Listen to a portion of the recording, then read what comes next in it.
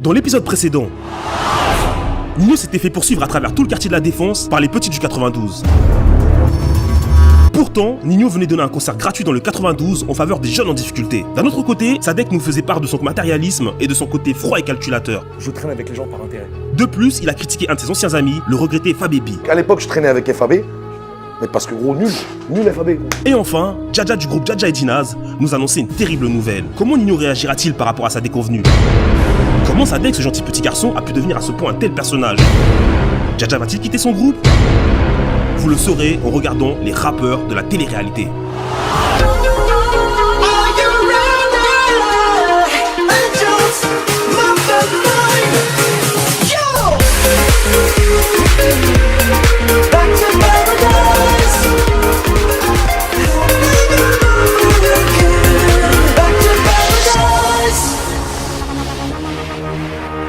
Les proches de Nino lui avaient pourtant conseillé de ne faire que des concerts à minimum 100 € la place, car tout le monde sait que dans un concert gratuit, n'importe qui peut venir. De plus, avec le succès et la richesse dû à l'énorme carton de ses albums, Nino s'est embourgeoisé et a pris du gras, à tel point que s'enfuir en cas de situation dangereuse serait difficile pour lui. Pourtant, Nino n'a écouté aucun des conseils de ses proches. Et même pire, il s'amuse à visiter chaque quartier comme un touriste en quête de sensations fortes. Et malheureusement, le drame qui a eu lieu dans le 92 se renouvela dans le 94.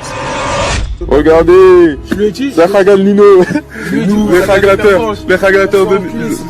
Fort heureusement, Nino a récupéré ses affaires. Mais désormais, la possibilité que Nino soit une cible facile devient presque une évidence. Pour une interview donnée pour le projet 93 Empire, Sadek n'a pas hésité à tacler son ancien ami, Fabebi. À l'époque, je traînais avec FAB, mais parce que gros, nul FAB. Gros. Sadek et Fianso ont même dit que Fabebi ne correspond pas assez à l'éthique du 93 pour être sur le projet 93 Empire. Parce qu'il y a des comportements, gros, où je t'explique. La maison 93, elle est ouverte, mais gros, pour nous, il y a une éthique aussi.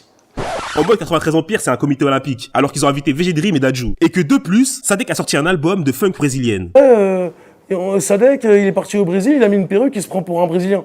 Bah ouais, logique. Ce qui est très culotté de la part de Sadek. D'autres rappeurs ne sont pas sur le projet, comme 13 Blocs et MAES. MAES, qui a rejoint très récemment la maison des rappeurs et qui a eu, rappelez-vous, une polémique sur son orientation sexuelle. Ce qui, pour Sadek, est un frein à la collaboration avec lui. Tu vois, quand je vois des confusions par rapport à Maes et tout, frérot, je veux même pas qu'elles existent, ces confusions. Ouais, je suis d'accord. Donc, t'as vu quand je te dis, hey, gros, je suis pas lui, c'est parce que gros, je suis pas lui.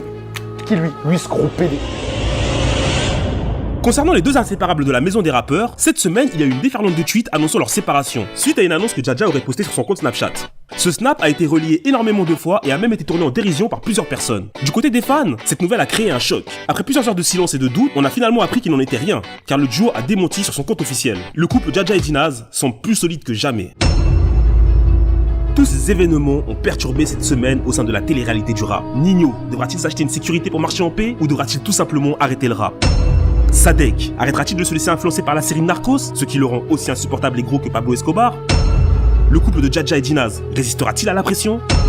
Vous le saurez dans le prochain épisode des rappeurs de la télé-réalité.